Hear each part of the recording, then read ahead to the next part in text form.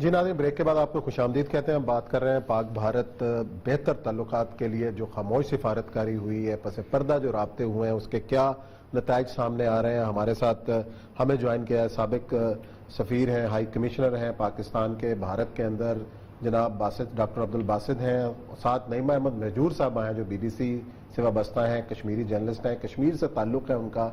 उन्होंने पहले खबर दी कि जी दो आला शख्सियात ने पाकिस्तान और भारत की ने मुलाकात की, जिसके बाद ये सीज़ फायर का ऐलान हुआ। और गुज़श्ता दिनों गल्फ का जो मीडिया है उसने भी इस खबर को सामने हाईलाइट किया कि राब्तों के नतीजे में जो है दोनों मुल्कों के दरमियान ताल्लुकात बेहतर हो रहे हैं। इसकी तस्दीक करेंगे और बातचीत शुरू करेंगे नईमा अहमद महजूर साहबा से।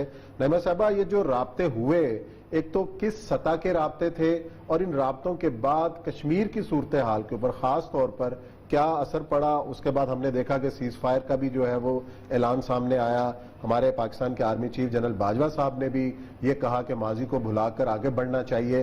तो आप समझ रही हैं कि ये एक अरसे से चल रहे थे राब्ते और इसके नताइज सामने आए।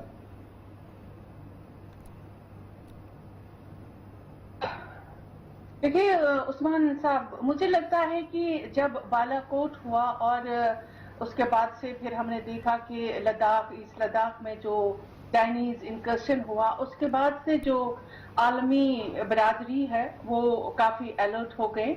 और साथ ही जो आलमी थिंक टैंक्स है, वो चाहे यूरोपी हैं या अमेरिका में हैं, वो बहुत सरगर्म अमल हुए और बहुत सारी ऐसी कॉन्फ्रेंसें हुई जिनमें हमारी भी शिरकत थी। और जहां पे ये महसूस किया गया कि दोनों मुल्कों में, खासतौर से जो भारत में एक जंगी जुनून की कैफियत पैदा की जा रही है और जो हालात भारत में बन रहे हैं, और 5 अगस्त 2019 के बाद से जो कश्मीर की सूरत हाल बनी है, काफी उस पर ह्यूमन राइट्स वायलेशंस के हवाले से बातचीत हुई और उस पर तशवीश जाहिर की गई। तो उसके बाद मुझे लग रहा है कि पहले ये फीलिंग थी कि चूंकि भारत में RSS का जो एलिमेंट है वो बहुत स्ट्रांग है और पाकिस्तान में फौज स्ट्रांग है, तो पाकिस्तानी फौज और RSS की किसी तरह से कोई ऐसी मीटिंग हो कि दोनों मिलके इस मसले को कोई हल तलाश करें और देखें। लेकिन फिर देखा गया कि जो दोनों मुल्कों की फौजी हैं, फौजी अफसरान हैं, शायद सियासी रहनुमाओं के साथ साथ उनको भी मीटिंग्स में शामिल किया गया और एक तरह से जो बैकडोर चैनल्स हैं उनकी वसातत से ये मुमकिन हुआ कि दोनों को पहले फर्स्ट स्टेज पे, क्योंकि आपने देखा LOC पे काफी फायरिंग हो रही थी, हलाकतें हो रही थी, तो नंबर 1 स्टेप उन्होंने यहाँ से शुरू किया कि चलिए एक पहला जो इमीडिएट एक स्टेप है सीज फायर एग्रीमेंट करते हैं। उसके बाद से जो फिर कश्मीर का मसला है, हमें इसको पसे पर्दा रखना होगा, कोल्ड स्टोरेज में रखना होगा या इस पे मजीद कोई बातचीत करनी होगी। तो मुझे लगता है कि इस तरह से ये सूरत हाल जो आगे बढ़ी है, जिसमें डेफिनेटली आलमी जो बिरादरी है, आलमी थिंक टैंक्स है, वो शामिल हैं और उनकी वजह से बातचीत का ये अमल शुरू होना और फिर सीज फायर का एग्रीमेंट होना, इसका एक जो है हासिल आपके साथ। तो बासित साहब, असल में कुछ दावे ये भी हो रहे हैं कि खासतौर पर नाम भी लिया जा रहा है कि UAE के एक शहजादा हैं, उन्होंने इसमें रोल प्ले किया। और फिर उसके बाद ये कहा जा रहा है, खबरें जो दुनिया के प्रेस में चल रही हैं, कि एक 20 ईयर्स का एक पीस प्लान जो है वो भी तय हो गया है, रोड मैप भी तय हो गया है, ताकि इसको खत्म किया जाए एस्केलेशन को, वरना एक एटमी जो है इस वक्त थ्रेशोल्ड है वो दुनिया को मुतासर करता है। आपको क्या अंदाजा है किस लेवल पे? क्योंकि एक जो नाम लिए थे नईमा अहमद महजूर साहबा ने भी अपने कॉलम में 2 बंदों के नाम लिए हुए थे, उनमें से मुझे यूसुफ ने तो इनकार कर दिया कि मेरी कोई मुलाकात नहीं, और दूसरा अजीत डोल का, वहां से कोई इनकार नहीं आया। लेकिन ज़ाहिर बात है किसी और लेवल पे, तो आपको क्या अंदाजा है कि इस सीज फायर, ये सिर्फ सीज फायर नहीं है या इससे आगे कुछ चलेगा, आगे की चीज है? आगे की चीज। देखिए, जहां तक सीज फायर का ताल्लुक है, हम सब जानते हैं कि 2015 सितंबर में भी हमारे जो साबिक वजीर आजम थे नवाज शरीफ साहब, उन्होंने उस वक्त एक प्रपोजल पेश की थी कि इस जो अंडरस्टैंडिंग है 2003 की, उसको हम एक फॉर्मल एग्रीमेंट पे ट्रांसलेट कर लेते हैं, कन्वर्ट कर लेते हैं। अच्छा। तो इस लिहाज से तो कोई नई चीज़ नहीं है, लेकिन इस वक्त ये इसका होना काफ़ी अहमियत का हामिल है मेरे हिसाब से। और ये जिस तरह बिल्कुल महजूर साहब ने ठीक कहा, ये एक दिन का वाक़या नहीं है, इसके पीछे कुछ माह की सफारतकारी है बैक चैनल पे। मुझे मालूम तो है कि कौन लोग इन्वॉल्व इसमें है, लेकिन मैं चूंकि जाहिर नहीं करना चाहता, या मेरे इख्तियार में नहीं है कि मैं जाहिर करूं जी। लेकिन मुझे इस बात पे इत्मीनान है, क्योंकि मैं हमेशा कहता रहा हूं कि 5 अगस्त के बाद 2019 के बाद अब पाकिस्तान और भारत के दरमियान दो तरफा सफारतकारी के जो मामलात हैं या जो स्पेस है वो बहुत कम हो गई है। इसलिए हमें थर्ड पार्टी मीडिएशन की जरूरत है। और मुझे इस बात पे इत्मीनान है कि अगर यूएई इन्वॉल्व है तो ये अच्छी बात है, क्योंकि मेरा भी तज्जिया यही था कि सऊदी अरब और यूएई की इन्वॉल्वमेंट शायद इन दोनों मामले को किसी तरफ लेकर जा सके। लेकिन अगर ये सिर्फ और सिर्फ अगर जिस तरह आप कह रहे हैं कि 20 साल का प्लान है, तो यही मुशर्रफ का जो फार्मूला था उसमें भी यही था कि 20 साल के बाद फिर हम रिन्यू करेंगे, देखेंगे सारे जो 4 पॉइंट फार्मूला की किस तरह इंप्लीमेंटेशन हो रही है। तो मेरा अपना ख्याल ये है कि कश्मीर को हमें अप फ्रंट डिस्कस करना चाहिए। अगर हम उसी तरह पड़ गए, पहली जो कॉम्पोजिट डायलॉग होता रहा या उसके बाद ऊफा एग्रीमेंट हुआ या फिर 2015 में जॉइंट स्टेटमेंट दिसंबर में हुई कि तमाम इश्यूज डिस्कस करने हैं, तो फिर हम कहीं नहीं जाएंगे। फिर भारत को यही मौका मिल जाएगा कि वो 5-10 साल में अपनी जो पोजीशन है मकबूजा जम्मू और कश्मीर में उसको कंसोलिडेट करे।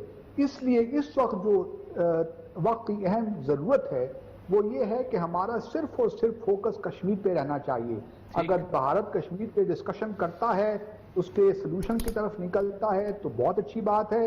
अगर नहीं करता, हमें फिर उसी वो पेरिफेरल इशू में घेर देता है, तो फिर मैं समझता हूँ कि हम फिर वही जो मोर ऑफ द सेम वाली बात है वही बातें दोबारा करेंगे और उसका कोई हल निकलना नहीं है फिर। लेकिन हल क्या नजर आ रहा है? जैसे डॉक्टर साहब ने कहा, नईमा साहिबा, कि हमें बातचीत जारी रखनी, अगर भारत इसमें दिलचस्पी नहीं लेता या उसी तरीके से पैराफ्री में आ जाता है ना, तो फिर हमारे पास हल क्या है? फिर ये जो प्लान फिर कहाँ? एक बात तो बिल्कुल बड़ी वाज़ेह है कि बीजेपी के लिए भी और किसी दूसरी पार्टी के लिए भी जो आईनी अमेंडमेंट्स हुई हैं उनको तो अब बीजेपी वापस नहीं ले सकती। ठीक, अगर आपका ये कहना है कि रेस्टोरेशन करे 5 अगस्त एंटी सिचुएशन, वो तो मुमकिन नहीं है। एक तरीका हो सकता है कि अगर बीजेपी जो सुप्रीम कोर्ट है भारत की, अगर वो इन अमेंडमेंट्स को नल एंड वाइड करे तो ये एक फेस सेवर मिल सकता है। और वो ये भी हो सकता है क्योंकि भारत की जो सुप्रीम कोर्ट है वो भी कोई ऐसी नहीं है, हम सब जानते हैं कि। अच्छा नईमा साहबा, ये सारे क्राइसिस के अंदर जब बातचीत दो मुल्कों के दरमियान हो रही है तो कश्मीरी अवाम बेसित पार्टी कहां खड़े हैं, उनके जज्बात एहसासात क्या है, वो क्या चाहते हैं? क्योंकि ये मैं थोड़ा सा ऐड भी कर दूं इसके अंदर कि बुनियादी तौर पर ये जो अमेंडमेंट्स उन्होंने खत्म किए हैं, इसमें कश्मीरियों का एक और भी ये तबका यही है कि बुनियादी तौर पर एक जो इंडिया के कॉन्स्टिट्यूशन के अंदर हमें एक स्पेस मिली थी, उससे बाहर निकल के हमारी आजादी की जद्दोजहद ज्यादा वाज़ेह हुई है और हम ज्यादा वाज़ेह हुए हैं कि और हम लड़ सकते हैं। देखिए, अगर आप कश्मीरियों से बात करेंगे इस वक्त भी, कि जैसे अभी बाजवा साहब की एक तकरीर भी आई जिसमें उन्होंने कहा था कि माजी को हम भूल जाएंगे और उससे आगे हम चलेंगे, देखेंगे। देखिए, कश्मीर में एक फीलिंग ये है कि अगर भारत ने एक शर्त रखी थी कि भाई दहशतगर्दी के खात्मे के बाद ही बातचीत का अमल शुरू हो जाएगा, और अगर अब बातचीत का अमल शुरू हो गया तो क्या पाकिस्तान ने ये मान लिया कि वो दहशतगर्दी कश्मीर में कर रहा था और अब उसको खत्म कर रहा है? इसलिए जो कश्मीर में मुसल्लह तहरीक है, दुनिया तो उसे दहशतगर्दी कहे, कोई भी कुछ कहे, लेकिन एक तहरीक है जो पहले पुरअमन थी और उसके बाद से मुसल्लह तहरीक बन गई इसलिए कि कश्मीरियों को अपने हकूक नहीं मिले। एक तो ये बात है कि क्या कश्मीरियों की तहरीक को आप भी दहशतगर्दी की तहरीक मानते हैं? इसका तो कश्मीरी चाहते हैं कि कम से कम इस पे बात हो पहले। दूसरी बात यह है कि 2019 5 अगस्त वाला फैसला जो है, हमें ये भी पता है कि भारत अभी ऐलान करने वाला है कि रियासत को वापस स्टेटहुड मिलेगा, लेकिन स्टेटहुड आप यूनियन टेरिटरी उसको पहले बनाया, अब आप वापस रियासत बना रहे हैं, लेकिन जो उसकी अंदरूनी खुद मुख्तारी है with in the constitution of India, क्या वो वापस मिलेगी? वो कभी नहीं मिलेगी। और भारत इस पे सारी जमातें एक जबान होकर कह रही है कि ऐसा वापस नहीं हो सकता। तो क्या पाकिस्तान की अंडरस्टैंडिंग इस पे भी है भारत के साथ कि अब जो कुछ हो गया है 5 अगस्त उसको भी भूल जाएं, क्योंकि हमें आगे बढ़ना है, इक्तिसादी उस प्रिज्म में हमें सारा कुछ देख के आगे चलना है?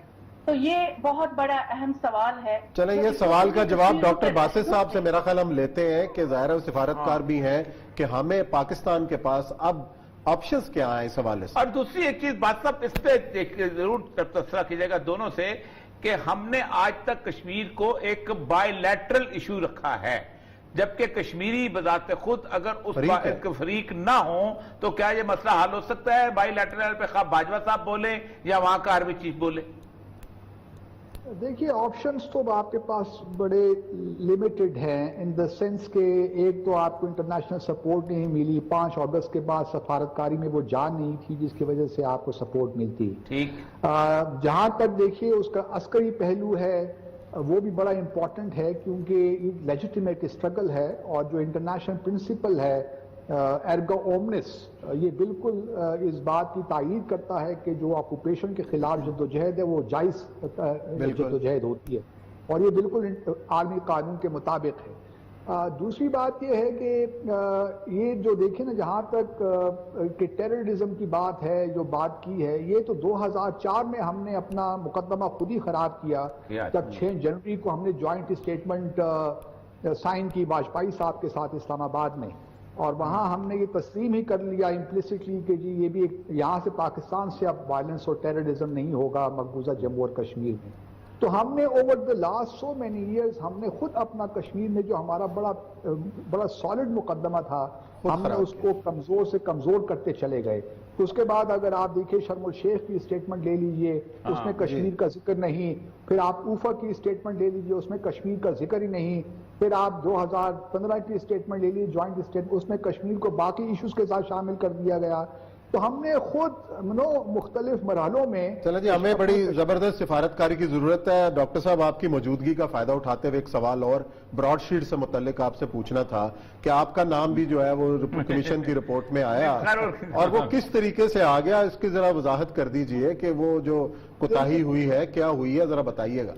میرے خیال میں دیکھیے میں تو صرف ڈپٹی ہائی کمشنر تھا وہاں پہ، اور میرے بعد دوسرے بھی ڈپٹی ہائی کمشنر تھے. جو ہمیں انسٹرکشنز پاکستان سے ملی ہم ان کے تحت چلے، اور میں نے بھی اور میرے بعد جو میرے سکسیسر تھے انہوں نے بھی اسی طرح پیمنٹ کی. تمام ڈاکومنٹس ہم نے پاکستان بھجوائے، اور ان ڈاکومنٹس میں کوئی ایسی چیز ہمارے طرف سے تو سارے پروسیجرل چیزیں بعد میں بہت